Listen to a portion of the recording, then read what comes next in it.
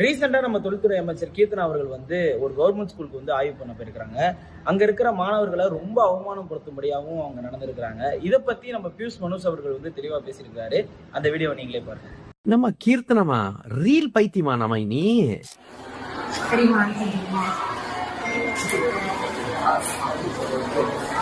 அதுதான் மேம் அந்த கேப் தான். அதாவது புக்ல இருக்க மீனிங் வந்து தெரியாம தான் மனப்பாடம் பண்ணி தான் நம்ம அப்படியே படிச்சு நீங்க ஒரு கான்வர்சேஷன் இங்கிலீஷ்ல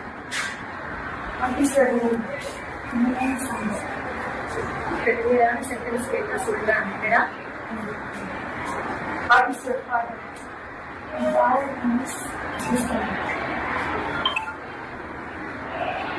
ஃபாதர் என்ன பண்றாங்க?